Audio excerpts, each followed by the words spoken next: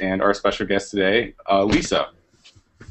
So everybody, if you listened into last week, you'll understand that Josh, Zach, and I are fairly, what's the best way to put this? We run this thing.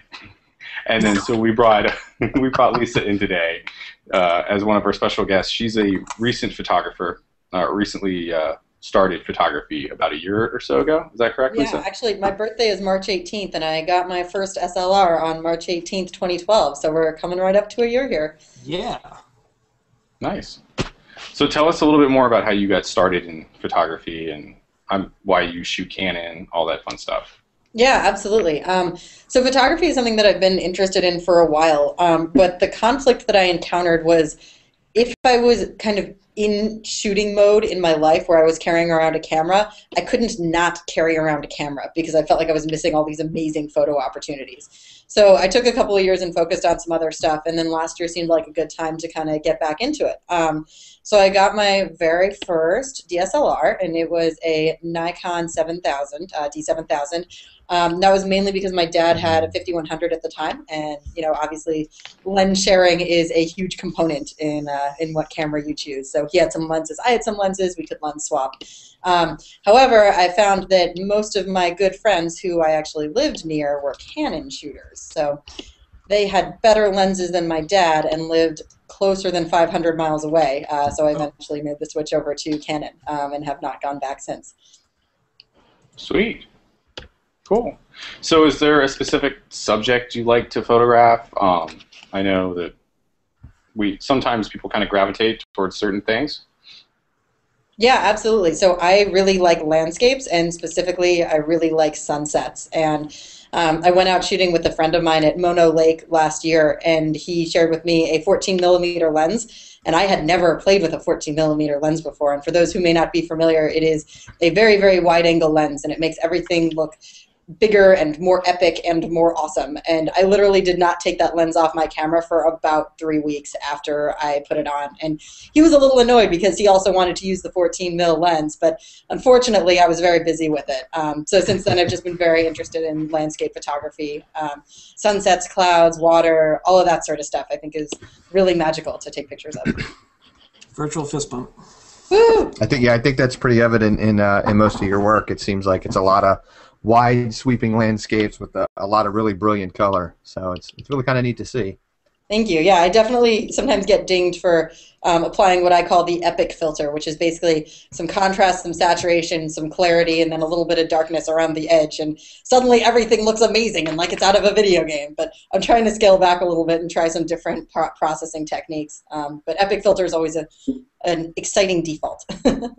You're towing the line between good-looking pictures and HDR. Pretty much. Well, Zach, I think that you told me once that, at least in my photos, you can always tell because I like to saturate stuff, and then I can tell your photos because there's usually always a nice vignette around the edges of it. Well, a lot of that's from shooting full frame too, but yeah. Okay. And that's kind of, you can tell in Lisa's pictures just from the way the colors really pop. You've got really deep contrast, and it really adds to the dramatic effect of the photo. Yeah, thank you. Sometimes I think I overdo it a little bit. I think there's definitely a balance, and as a new photographer, I'm trying to figure out what that is. But there's definitely something magical about the scenes that I like to take pictures of, and photography for me is very interpretive, so I like to be able to put on the screen what I see in my head, and sometimes that's not always what it actually looks like. But in my head, like, yes, that sunset was purple and orange and all these beautiful colors and way more epic than it was in reality, and I like to be able to communicate that feeling. Hey, sorry. Very professional. Yes, yeah, I especially if you can see here, I'm pulling up your pictures right now from your website. Just the sky is really absolutely breathtaking, and the way it kind of pops off the yellows from the buildings. That one I took in Sydney, and it's Darling Harbour. I got really lucky with the clouds that night as I was walking home from work. And I actually made it home a little bit late, and it started raining right before I got home. So this was right before a storm, and storms in Australia are pretty epic, so I got very lucky here. But it was fun. That one actually, the Google Sydney office voted to get it's like an 8 by 10 foot print of it put in their Wow. because they liked it so much. That was What the did- first time I ever got kind of external validation of my photography, and felt pretty good. And what did you take that with? That was with the 5D Mark III Canon, Of course. which I have switched to. That's a fantastic body. But I know Things you you're can only say on a photography podcast. Oh my god. I'm so glad this isn't actually work related because we would have had, I don't know, 4 or 5 incidents already. Hey, nothing caps me saying I like shooting airplanes last week. Sorry. Oh, no. Oh, that's true. That is true. Or babies, like Zach also said. Yeah. last week. I think photographers are the I only guess people then, who get away with using FBI code words on Twitter and not getting, hacked.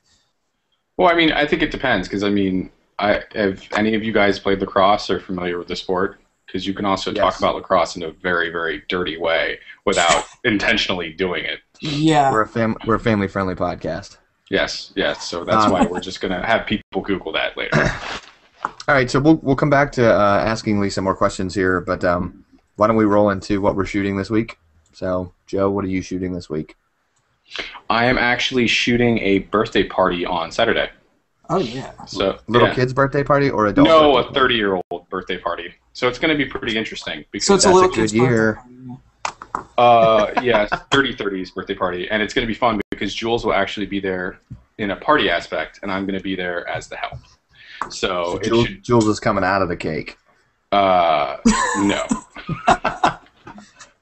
I'm pretty sure Romina would not be happy if a girl came out of her cake. Just saying. I just don't think she'd be too cool with it. But yeah. So it was just something where she's a friend that we met since we moved out here, and she saw my work and she's like, "How much do you charge? I'd like to take some pictures for my birthday." I'm like, "Okay." And you said Okay. free for portfolio building purposes, right? Oh man, so we're gonna bring that up No, already. we'll talk about No that in a later contract episode. and Yeah, 500 images on a CD. Yes, no, I am charging her. I did give her a discount, professional courtesy kind of thing, Very cool. which I feel is sometimes underrated in the photography Right. world because it's not all it's like you can't get paid for every image, but if you get paid for some, that's usually a victory. And then sometimes you pull Lisa and get it on an office wall, but whatever. See, Yeah, I, I'd say that- for it though, so it's a mixed victory. I'd say that's a win-win for all parties involved. You should have had to pay them to get that photo up there just because of the location. Well, I have a friend who's a professional drummer, and if he said, "Hey, come out here and shoot," and I'm not paying you, I would still do it because he's got like people from The Voice that watch his stuff all the time. He was a music director for one of the guys from The Voice, so like, all he has to do is put a picture up on Facebook and boom. So, there's sometimes where I'm willing to move the line a little bit. Well, so Zach, this is a pretty good segue into my thing that I was talking to you guys on Twitter about this week. So last week, my buddy of mine who does bar flare stuff. So like when you go to like a bar in Vegas and something, like they start flipping bottles around, stuff like that. Though they wanted to actually do that for a client that's in San Francisco. And this is just, I'm not going to actually name any names here, but they have an office in San Francisco, and they have a bar and a kitchen in that office. So he was going to perform with a couple of people that he also found on the internet to, do a flare show. And he asked me, he's like, "Hey, I know that we've talked about this before. Would you like to come out and check it out?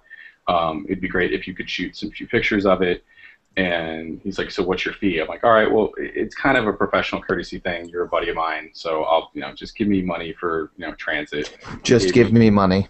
Yeah, just give me money. Let's start with that. Yeah, It's okay. and he did. And so I went there and I shot. I just picture Joe with this sack. He just gets paid with a sack of money. And it's got a big dollar sign on the front. Yeah, sorry, it's in the other room. So I went there. I talked to the people that were organizing it on both sides, him and the other person. I was like, "Hey, there'll probably be a couple photos that I'm, people there after he's done performing, and I'd be happy to share them, knowing it's only a couple, no big deal, and the stuff I'm going to be shared probably won't end up being used commercially." And so I get an email on Monday saying, "Hey, had the photos turn out, we'd like copies of all of them. And at this point in time, I'm like, oh, sorry, Zach, I just saw your message. Anyway, so yes, I apologize. But anyway, so it was just something where I found it was interesting because I've never had a venue actually request for photos, and since there wasn't any contract signed, it was just kind of this gray area of what do I do? Do I, I don't want to sabotage him, et cetera, et cetera. So anyway. So it's actually kind of interesting because after you and I had the conversation, and just for anybody that's listening, basically what I told Joe was that I believed that if the venue wanted the photos, they should compensate him for them because it's still his work and he still did work, but that ultimately it was his client's responsibility to have negotiated that in the first place. And it's funny that we had this conversation because, excuse me, like maybe 2 days later, I was writing up a contract for a wedding that I'm doing in October. And one of the things that I made sure to add in this contract was a clause that stated that any venue, any special permissions, parking passes, bridge fare, you name it, was the sole responsibility of the client because you're just there as the kind of eye in the sky type thing, and it should be the client's responsibility to make sure that, one, you have permission to shoot at the venue, two, what permission you have, and three, what's going to be required of you after the photos have been taken. So, but on the other hand, I can kind of see where you're going. You don't want to cause any ill will between the client and the establishment, and it could potentially. I get the whole, but it's your photos being shown potentially on this hotel's website or whatever, and as long as there's credit being given, I guess that's okay. But credit doesn't pay the water bill, so that's just kind of where I feel about that. Yeah, I don't know. I'm not sure the whole, just get the exposure kind of thing always works, because I go to a lot of hotel websites and all that, and you look at it and you'll see like, this is a wedding, and then blah blah blah, and there's a giant watermark with whoever did it, or they throw a shout out to the photographer, and I don't know. It seems like that's not necessarily going to make me go and actually book that photographer, because if I'm already looking for a wedding, I've probably already got a photographer in mind, looking for a venue, or I probably already have an idea. So, I don't know. I think money is a good thing as well, and giant bags of it. It's never a bad thing, but at least have some kind of upfront compensation instead of hope down the road. But just my thought. I think there's definitely a trade-off, because there are going to be some gigs that people get where you would pay to get that exposure, right? Like one of my friends is now spending a couple of weeks touring around Australia, and the Australian Tourism Board is like paying him to go to all of these incredible places and take pictures for like Australia, New Zealand, just all of these incredible places. And I've seen the itinerary. It's a 27-page PDF. And I don't know if there's compensation involved in that, past like paying for his hotels, paying for his meals, paying for his flights, whatever. But honestly, even if it were that and nothing else, like I would probably do that, Like there's some things where I would do it even if I wasn't actually getting any money out of it. So there's probably like a borderline somewhere for every photographer where there's some things they would do, sans compensation, and some things they would be like, okay, well, that probably I would like to get something for. Yeah, I don't think anybody in here would argue that if anybody wanted to pay us to go to Australia for a couple of days and take some commissioned photos, I wouldn't charge them a dime. So anybody listening now. Wink, wink. But and I think the thing so what I did is I ended up going back to the client. I told him what was going on, and I was like, hey, just tell them that, if they want stuff, it's going to cost them. Because my big issue is that odds are it could be used commercially, and then once that gets away, it's gone. Like there's nothing I can do then. So it's more along the lines of not that I'm necessarily in a sharing move. It's just that if this was just another friend asking for it, it'd be a much different story. But it's a company, and who knows where those photos will actually end up. So and what's anyway, the lesson we learned from this? contracts. There you go. I learned the hard way with that. So anyway, so apparently I managed to skip across everybody else's shooting for the week, so I apologize now, and then we'll just go back to the next person. Hey, it's only episode 2. We'll get the outline worked out eventually. Maybe by episode 52. I'm just gonna clutch my gun for the moment because no one told me to. Keep in mind that our audio listeners can't see. See Joe holding a giant Nerf gun with his really, really big headphones and his Google headband and his giant Nerf T-shirt. It looks like he pulled it from his 15-year-old's dresser. So Lisa, what are you shooting? Are you shooting anything this week in particular? Yeah, I'm actually really excited. So as you may know, the Bay Bridge has recently been lit up with thousands of LEDs, and the launch for that is this evening. So I'm actually hosting a party here on the Google San Francisco campus where we will watch and look. It's for Googlers only. Joe, don't give me that look. But I'm really looking forward to it. So that's what I'm up to this week. And then I'm headed to Austin tomorrow for South by Southwest. So that will be hopefully a photography-filled week as well. Can you be our inside reporter to South by Southwest? We'll have you back. I will live Google Plus. I don't know, what is it called when you blog stuff? Live blog. Can we get you in the middle of the street with people just cheering around you and they have no clue what's going on, but you're talking to them? This is Lisa out on the street with 1,000 drunk people. Definitely down for that. I'll show up to one of the big photo walks and be like, "Everybody cheer, and I'll take a picture. It's okay, you don't know who I am." But yeah, I'm really looking forward to South by Southwest. I went last year, and it was really fun. So hopefully some good photo opportunities this time around as well. Yeah, that's pretty awesome. I actually, it's funny because out here on the East Coast, where every other newscaster and TV channel is getting ready to tell us about how much snow we're going to get, they actually mentioned lighting up the bridge as one of the stories on this morning's news. And I guess they can control it, and there's displays and stuff that they can put up on the bridge. So I thought it was really cool. Yeah, well, let me see. Let me see if I can actually really quickly find an image of it. Thomas Hawk, who you guys may know, has taken some really incredible photos of it, and let me see if I can just... Yeah, because they've been testing it all, this past month or so, right? Right, exactly. So I'm going to go ahead and screen share quickly. By the way, he's my favorite photographer of mine. Yeah, so here's Thomas Hawk's photo of the Bay Lights from one of my favorite spots along the Embarcadero. But you can see all those vertical white stanchions. Those are the LEDs. And the coolest part about it is those actually move. So obviously you can't see it in a still picture, but the lights kind of go up and down and across and back and forth and make very pretty patterns. So it'll be, I guess, live for the next 2 years, which is pretty incredible. So I would definitely recommend coming over to San Francisco to check it out. Isn't the lifespan on an LED 40 years? Yeah, I think they're going to get rid of the art installation at some point, though. So I think that's kind of the issue. Yeah, I believe it's an art installation, and they had to raise $1 million to put it up or something like that, something crazy. The beauty of LED lights is they're so close together that if one goes out, as long as they're doing some kind of RGB configuration, if one goes out, you really won't notice it. You'll still see everything. It's not like a light bulb. Let me go ahead. I found a video of it. Let me show you really quickly, because it's worth seeing the video. Thinking about it. This is our first video on air. Yeah, so people listening at home, baylights.org. Yeah. I might jump ahead a little bit. Cue Vimeo, cue Bay Lights title, cue fade in.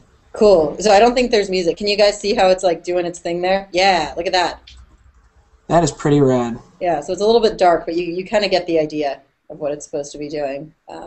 I would literally get a bag of popcorn and just sit there and watch that for a couple of hours. Yeah. Well, I was having coffee with a friend a little bit ago, and we saw them testing it from somewhere in the middle of San Francisco, and it was really just mesmerizing. It's a beautiful art sculpture. That was very awesome. So, Josh. I'm sorry, Lisa. Are you shooting anything else this week? Yeah, that and South by Southwest, and that's it. Yeah, nothing big. Just two giant events. Just a day in the life. You wait till we get to me, then you're gonna be impressed. Josh, what are you shooting this week? This weekend I may not be picking up a camera, but as you guys know from last week, I've got a really good friend who's the general manager of the local big photo store here, the biggest photo store around town. And they're having a giant used gear, bring in your used gear and, sell it to us kind of event kind of thing. So I'm basically volunteering there, and then whatever gear they don't want, I get to walk away with. Wait, what? Yeah. So I might be able to hit you up with some really cheap stuff for your AE1, Joe. I don't know yet. I have no clue what I'm going to walk into, but last time they had a box full of old crap, old Pentaxes and who knows what, a whole bunch of old stuff. So I don't know what I'm going to get. It may be a lens, but there's tons of stuff that the people buying it don't need, and so I might be able to pick it up. And then the other thing too, I know this whole sequester thing has kind of ruined the U.S. Air Force Thunderbirds air show season.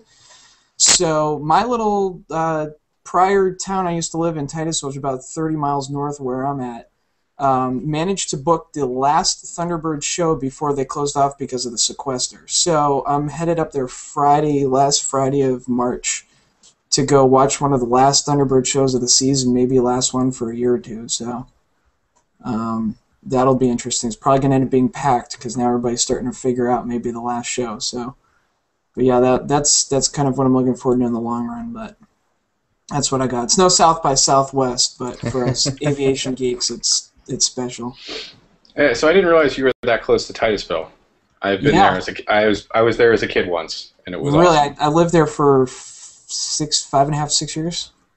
Oh, nice. I went to space camp. Did you? Oh yeah. Oh, space camp. That's Did awesome. you win it? Yeah. Did you win it from going on Double Dare? No. My parents just sent me to space camp one year, and I had no idea how big of a deal it was till now. And I'm like, can I put this on my resume? This is awesome. Were you in those really long tubular buildings that are out there, by the water? I think so. I don't know. It They're was a while empty ago. and they're covered in weeds now. Oh, nice. Yeah, That would be an happy memories. excellent thing to take pictures of. I know. Yeah, I need to get back out there. Last time I was out there was for a NASA tweet up, September of 2010 or 11. Watched the Grail satellites go up in space. Nice. Got to walk in the VAB. That's a trip. That is a trip.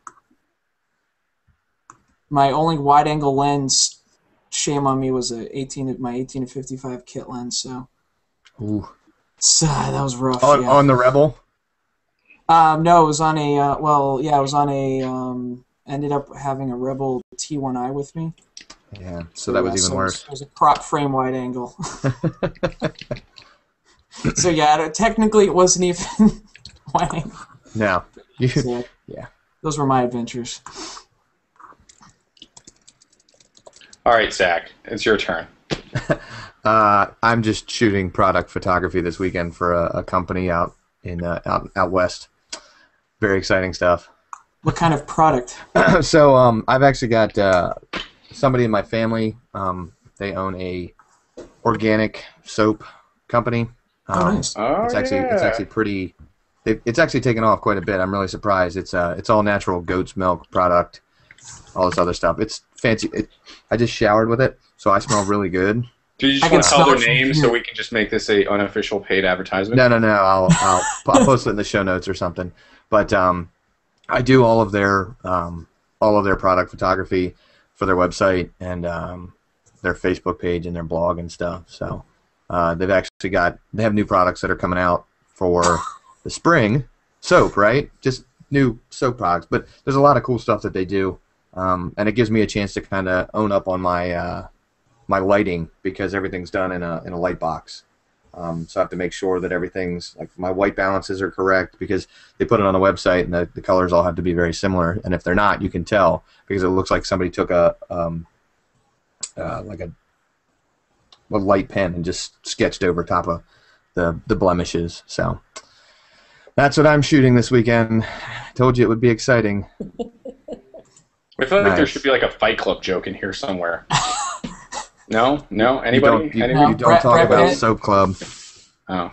Sorry Not- if I'm using my hands a lot. It's because I spent this entire weekend at a wedding where Because we I don't know what to do with them. because I don't know what to do with my hands, and that's The what we Viking just did. unicorn.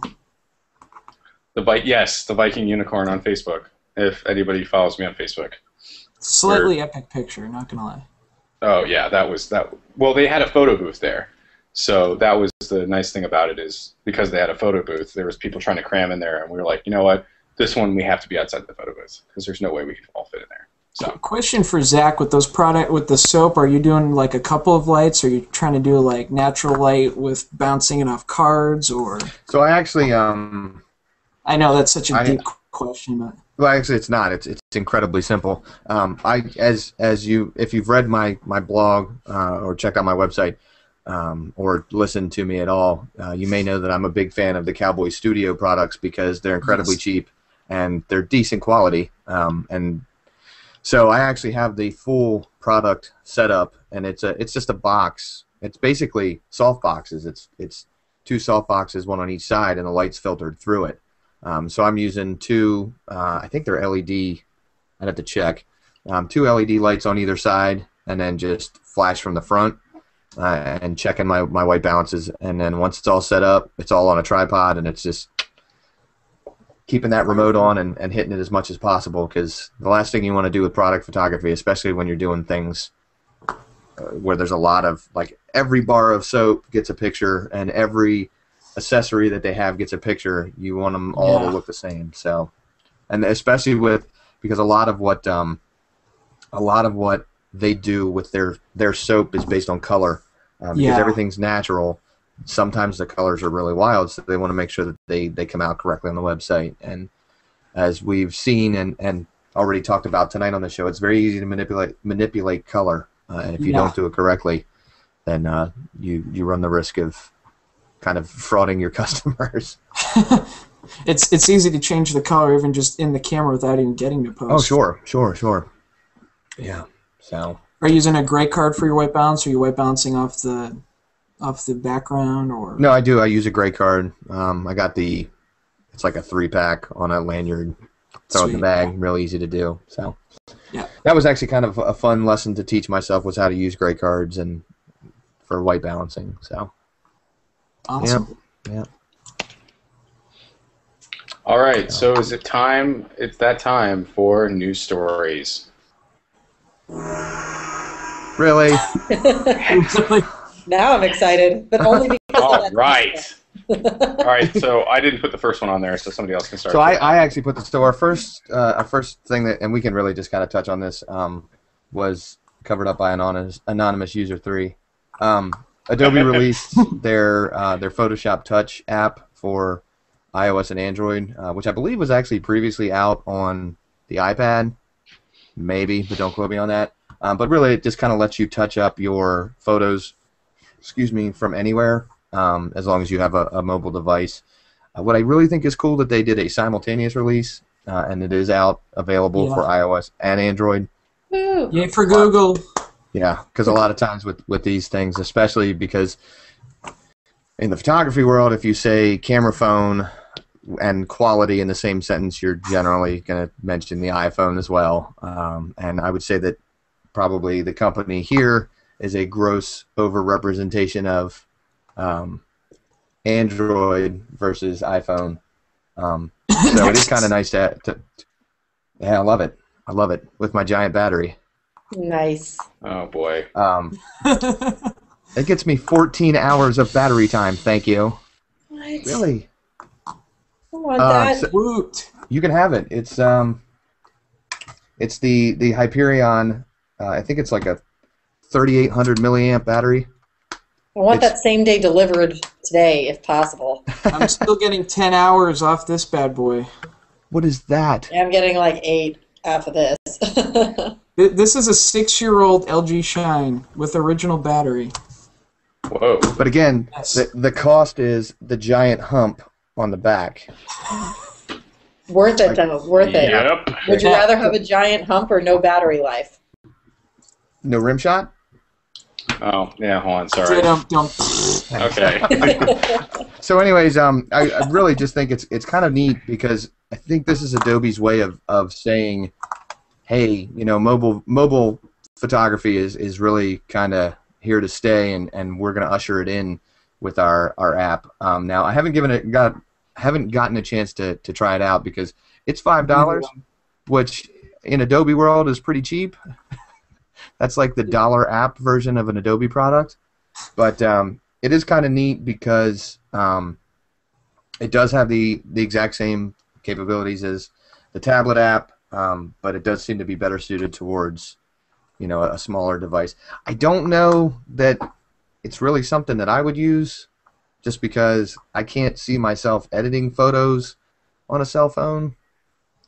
I don't know. I think it's par for the course. I mean, I constantly see new photographers out there that are, using iPads and stuff. So I think it's more Adobe. Oh God. Oh, is that why people use those dopey iPads to take pictures? Yep. Oh, I'm sorry. I forgot you're there, Lisa. I'm sorry. No. I mean tablets. No. I meant not to take pictures, but to edit. Because it's no. So you take it with the without iPad and then you edit it on the iPad. Make a compelling case for taking a picture with a tablet. There's no compelling case for taking a picture on an iPad. Yes, especially when I'm sitting there trying to shoot down the aisle at a wedding and somebody shot blocks it with this giant square rectangle thingy, and you see that shutter close really slowly and open really slowly, and you're like, yeah. But yeah, no, it's those. I've been to a couple events, and you just see these big squares and triangles and rectangles go up, and you're like, what? It just gets in the way. It's so annoying, so annoying. I don't know. I've definitely edited photos on my Android using either the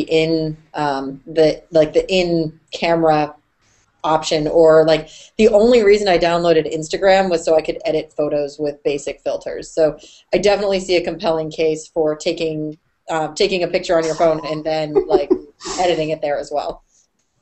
Yeah, this was a picture I took in DC, which is, you see so many people in DC taking pictures with their iPads. Conferences, people will take entire slideshows, picture by picture, with their iPad. Yeah. So I mean, I think it's great that Adobe's kind of getting into this. For them, obviously, it's great because they're gonna get people to buy it, and at $5, it's kind of on the cusp of the impulse buy. So see, I don't know. I'm a cheapskate. I can go get Lightroom and then go get get like VSCO Cam or VSCO, like a plugin like number 1 or number 2, and then put that in there, and for 200 something bucks or whatever, I've got a good editing suite. Or I could go get an iPad, go get Photoshop for Photoshop Touch, and then get VSCO Cam for 99 cents, and so for less than $10, I've got the same kind of editing suite, maybe the light edition, but I'm so ADD, it seems so much quicker and cheaper for me. This is talking from some random guy's perspective, but yeah. I will say that one of the bigger features that I think kind of stands out, and maybe not so much right now, but is a bigger picture thing, like looking towards the future, is that it does sync up with Adobe's Creative Cloud, I think they call it. So you can pull your pictures down and edit them on the phone, and I would imagine use it as a portfolio display, but I can only imagine how slow that would be. But but the fact that you can kind of sync it back and forth between the two it's a step in the right direction, because let's say you're out to lunch with a client and you want to show them their pictures, and a client says, I really like this, but so one of the problems that I run into a lot of times with some of the newborn photos that I do is a lot of babies, and I didn't know this because I was a child 30 years ago, but have not one of my own. I guess there's a good handful of babies that are born with baby acne. Yes. I learned that the hard way, because one of the first babies that I took photos of, every single photo I edited out baby acne. And so it would be kind of neat to just say to a client, so here's your photos, just do a couple edits, and there you go. You've got a picture of it's all fixed up. So that's that. Yeah. But I thought the big advantage of that app was you could basically connect it to your computer and use it for brushes and whatnot. Or am I thinking of something else? I think that's the case too. That's something different. Is that? Or am I thinking of something else? So I don't I believe know that there's one. Go ahead. Anyway, I thought that was one of the benefits of using the iPad app is that you could actually use that as almost like a secondary keyboard for presets and stuff like that.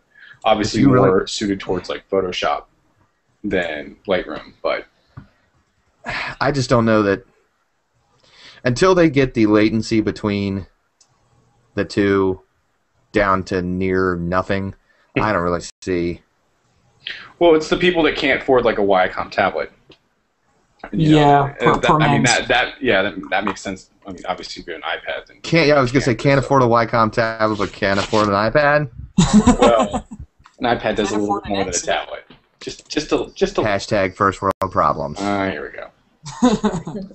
I mean, going back to the original article, one of the problems that I definitely encounter, and I see a lot of people encountering, is there isn't really a great killer app for in-phone or in iPad. Well, iPad is different, but in-phone editing right now. And so I've definitely done so many of these things that they mentioned, like emailing the low-res files to yourself via email and then editing it in Lightroom. Like, that doesn't even make sense for something that is such a low resolution that you really just want to share with a friend.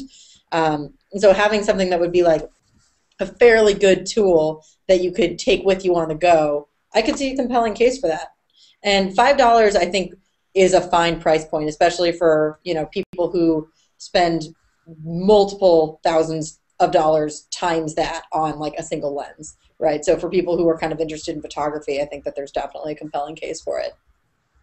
Now, $5, is that Android version? Because I thought I looked at the App Store and it was like $9.99. Yeah, that's the Android version. I was just quoting off of the article that you sent, which is... Well, yeah. You want to know what else is $5 on the Apple App Store is iPhoto. So... That's true. I mean, it could just... I mean, because... Let me pull that up here and see if I can get that on my phone. Oh. This is so meta. Oh, boy.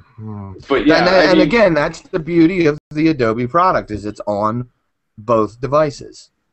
Well, yeah, platform agnostic is good. I mean, I don't know how many people have used VSCO Cam. I don't know if you follow my Instagram feed, but I'm addicted to it. It's a 99-cent app, and it actually emails really intense, large files. Like, you can do a max file size, which is beyond 2,400 pics, I think. And it sends out really good emails. Like, there's some legitimate pictures. I forget where the link is. I've got one on my 500 pics personal account, 500pics.com/Joshua Conti. Not a shout-out.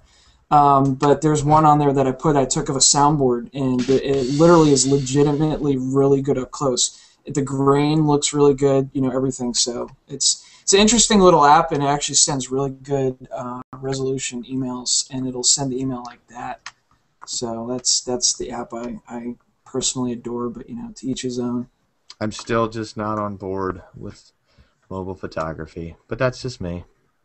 I don't know. I like that it democratizes photography. It makes it something that's accessible to everyone. I just read an article that is kind of looking at how teenagers use technology, and there's a good contingent of teenagers who use Instagram more frequently than they use Facebook. And Instagram is a mobile-based photography site / sharing tool, and the fact that can be a primary social network for teenagers is like very profound in terms of how people are using new technology and using photography to communicate.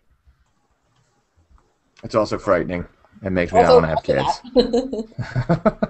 But really, what isn't about social networking? So that's true. The frightening thing is how many kids would rather buy a phone than a car. I don't know if you've seen those articles, but there's a good percentage of kids that don't even want to own cars anymore, but would rather own smartphones. They'll pay $400 for an iPhone or a Android or something, but they won't ever think about buying a car for the next 5 years. Joe, do you want to go ahead and lead us into the next topic or the next story? Sure. And for those listening at home, I apologize. I've discovered the soundboard on here, and it's awesome. So, yeah, that's debatable. You and your toys, Joe. Anyway, that was a cash sound. Anyway, so the next article is that Canon just produced a brand new CMOS sensor for their 35mm fill frames that is high sensitivity. So apparently it's like 7.5 times the size of what's in the 1DX. and the pixels on the sensor are huge.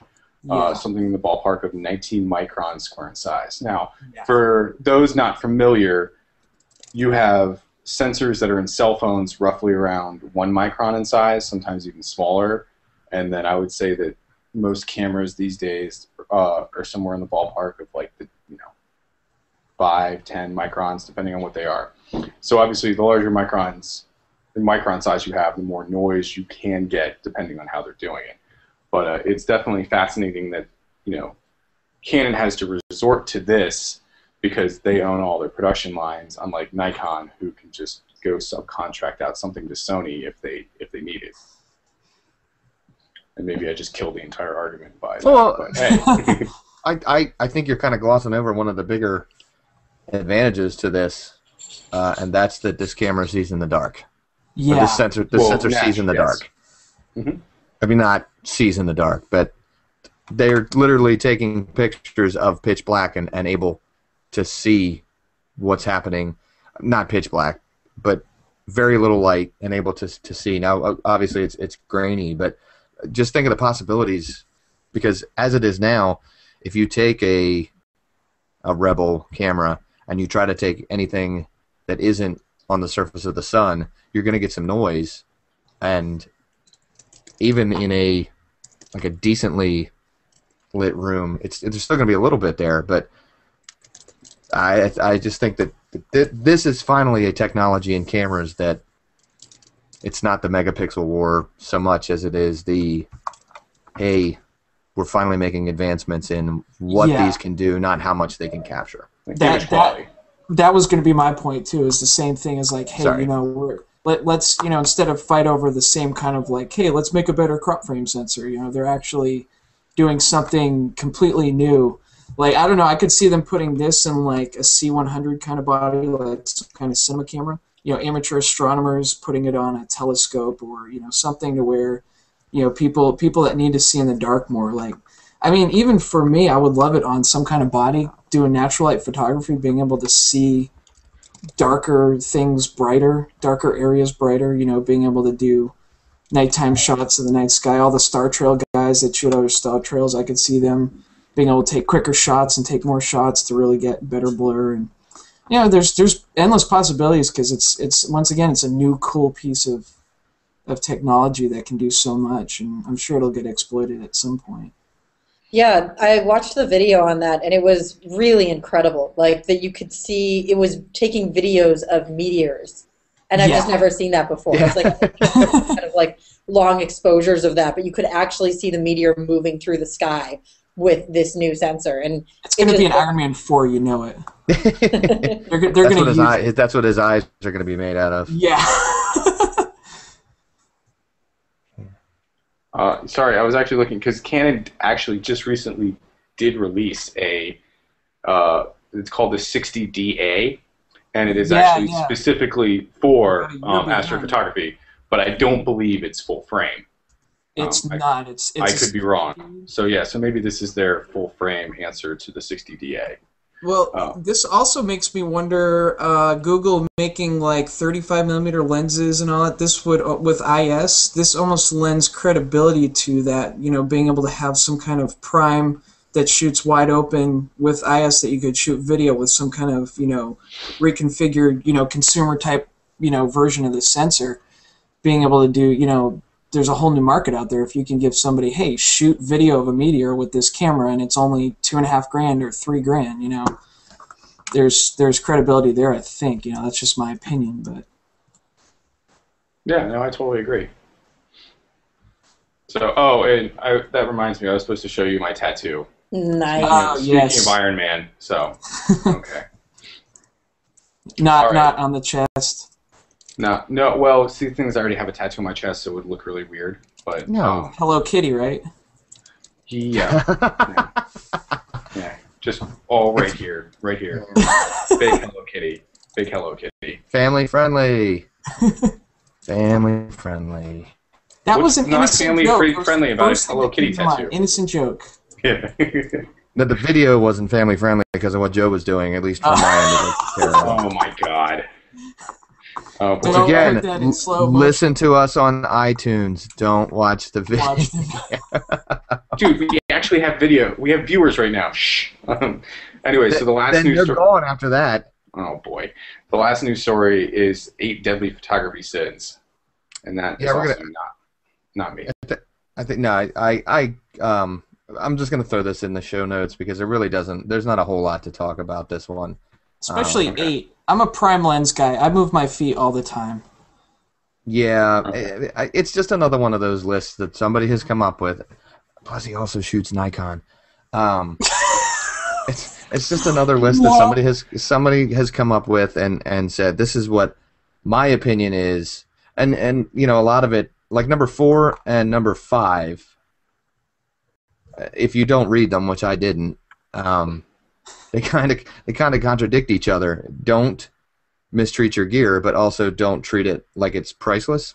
Yeah. And trust me, as somebody who has dropped $5,000 worth of equipment in the mud, uninsured, I can assure you, I do not treat my equipment like it's priceless. See, it's the whole thing of, you know, you find the balance. Like, you know, I'll take my camera out in a light sprinkle, but I'm not going to run out in the pouring rain and aim it up at the sky and try to take like a time lapse. You know, I'm not Right. going to like, you know, there's things you there's things you're doing, things you're on doing. my head. National Geographic photographers will put their 7Ds and their 5Ds and stuff out on the ice in the middle, completely unprotected, and take the pictures. The camera survives. I mean, it's all about what you're doing and what the risks you're willing to take. It's a personal kind of. I shot a baseball game 2 years ago.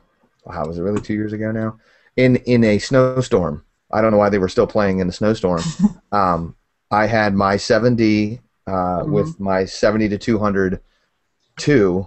The L model together. The 7D is kind of weatherproof, but not completely, and it was fine. Just don't drop them in the mud.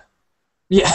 And also don't take the batteries out once the camera has gotten wet, because the minute you open that weather sealing up, that's when things all go garbage. But thankfully, Canon was able to fix most of it. Did you see that link with the guy on eBay selling his he had a 600mm lens on I did see that. Yeah. He had dropped it in salt water and rendered it completely unusable. I still, if I could have got that for $500, I would have still got the lens and tried to make it work. Stories like that just make me weep. They just make me weep.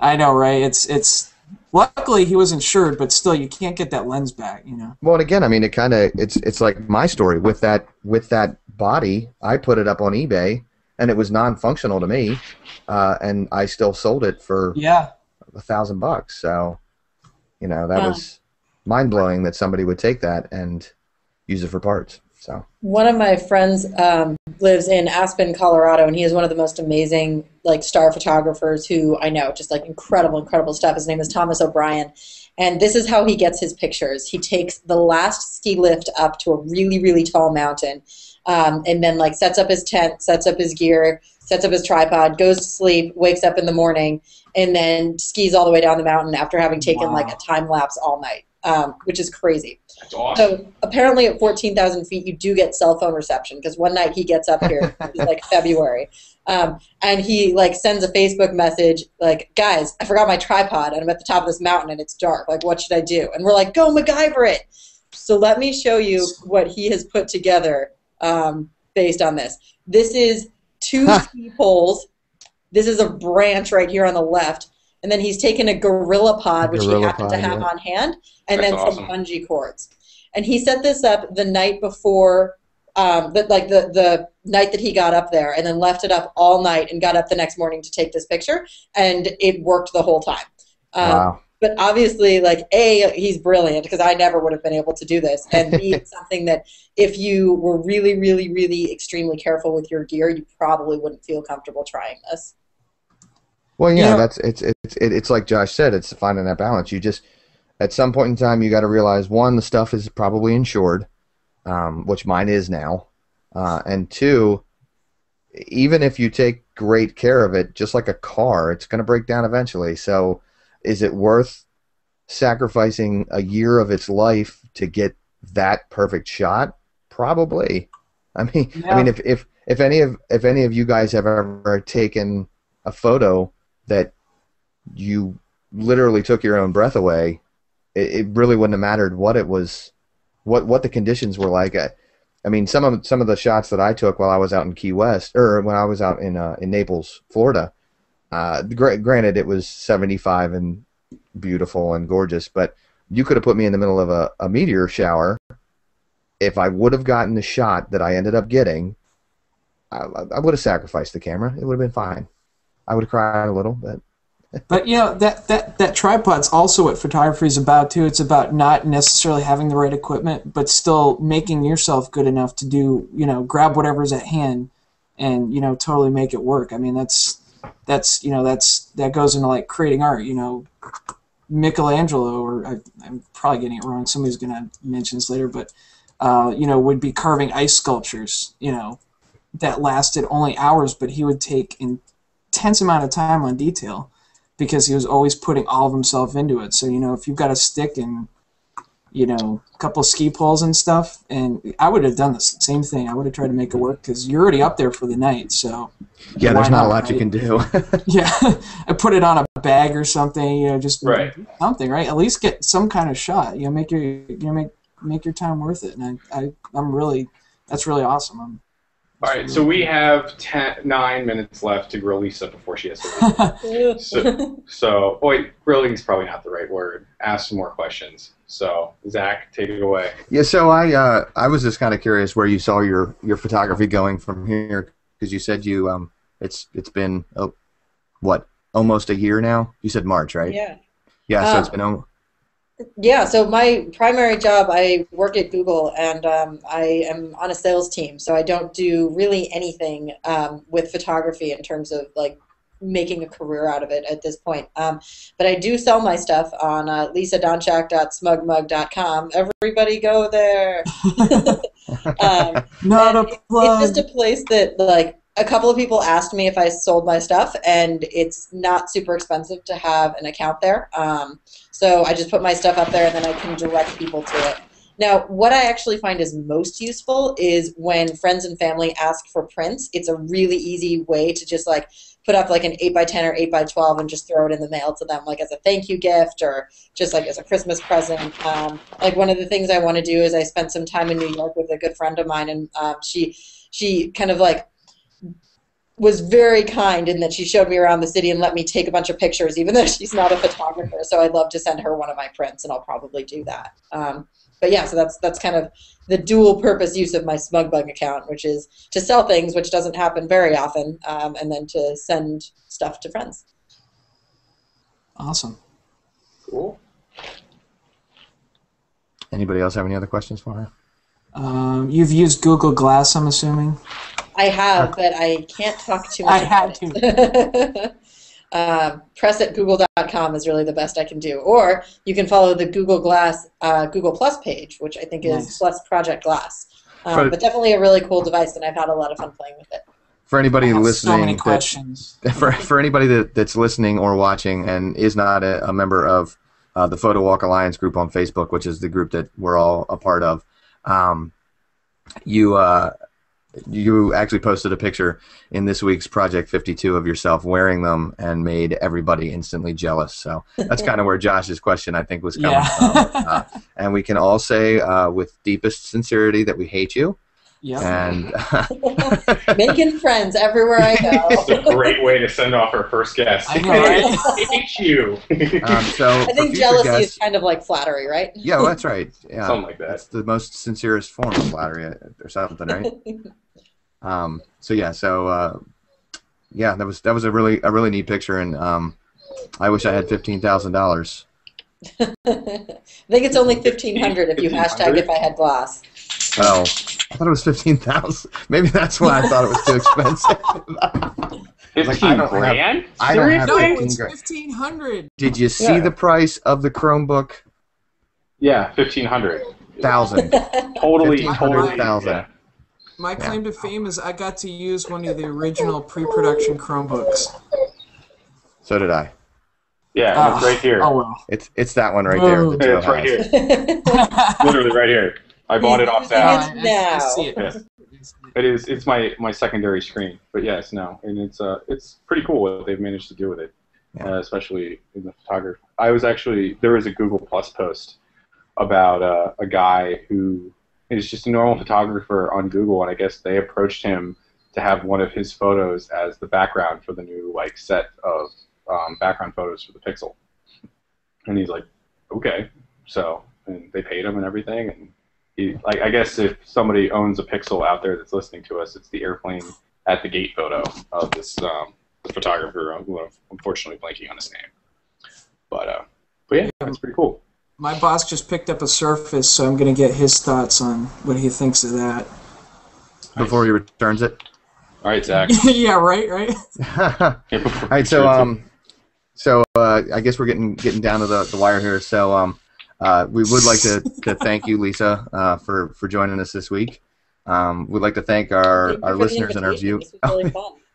Yeah, and definitely once you get a chance to kind of get out there a little bit more, I'm sure we would love to have you back. So love your pictures, by the way, Lisa. yes, I can't wait to keep watching them and keep watching you post more photos in Facebook of you wearing stuff that we'll never get the chance to actually try. That is a very specific category of apparel that I'm going to have to think hard about. You do know she's going to South by Southwest, so all the hardware that we're going to be reading about. Yeah. Sure. Have you guys seen great, the 3D Sergey printing Brin fashion? photobomb behind you. So thanks to our listeners and our viewers for tuning in with us this week. If you guys enjoyed the show, make sure you tell your friends. If you're on iTunes, go ahead and click subscribe or give us a rating if you really feel like it. Give us a thumbs up on YouTube if you want to, or even give us a review if you've got 100 and couple words to talk about us. Again, we'd like to thank you, Lisa, for coming out and joining us, or sitting there and joining us. And we hope that all of our listeners and our viewers will join us again next week. I think we're actually going to be changing the time next week, so we may have some different faces on here then, but we'll post more information about that on our Facebook page, and I'm sure that the 3 or 4 of us will also be tweeting that out. So for Joe, Josh, and myself, we thank you for listening again, and this is the F Stops Here podcast. All right.